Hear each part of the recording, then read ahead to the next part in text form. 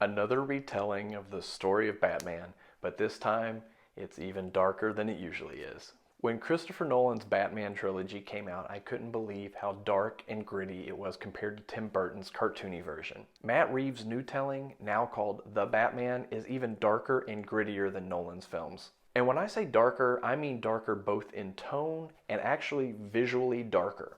Of its 3-hour runtime, I would guess that less than 15 minutes of this takes place during the day. I would also guess that less than 30 minutes of it takes place where it's not pouring down rain. There hasn't been this much rain in a movie since Glengarry Glen Ross. Robert Pattinson does an incredible job as Batman. It's hard to compare all of the Batmans over the years, but this one seems to be the most intimidating and foreboding.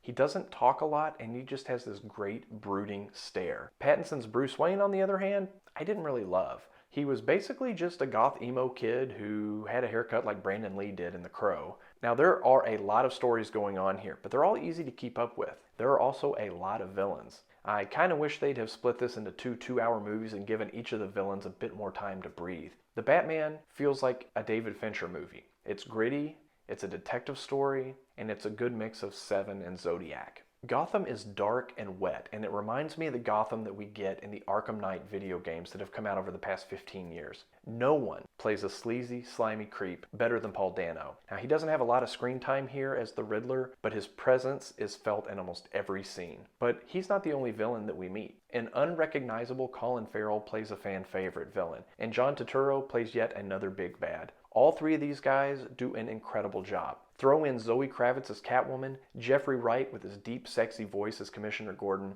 and Andy Serkis as Alfred, and you have an absolutely killer cast. There are so many incredible scenes in The Batman. The fight scenes feel real. Every punch lands hard, and cuts and bruises don't magically disappear in the next scene. There's a gunfight in a pitch black hallway that's one of the coolest gunfights I've ever seen. The incredible car chase in the new Batmobile that looks like it came straight out of Mad Max may be the best car chase ever in any Batman film. There was a lot of CGI going on here, but I guess because all the visuals are so dark and it just feels more real than it would have if it took place during the day. Now, it's not even close. This is by far the darkest Dark Knight movie that I've ever seen. Every time that Batman enters a scene, he just hulks in the darkness for a few seconds as the incredible score introduces him and the anticipation of his next move builds. The score sounds original, but it also sounds very similar to Darth Vader's theme from Star Wars. The Batman probably didn't need to be 3 hours long, but it went by much faster than I expected. I never felt bored, and no scene dragged on longer than it needed to. I also enjoyed trying to solve all of the Riddler's riddles along with Batman and Commissioner Gordon.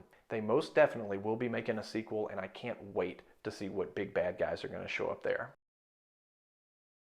Cool contrasty shots like this. Emo Bruce Wayne. Getting letters. Latte foam art.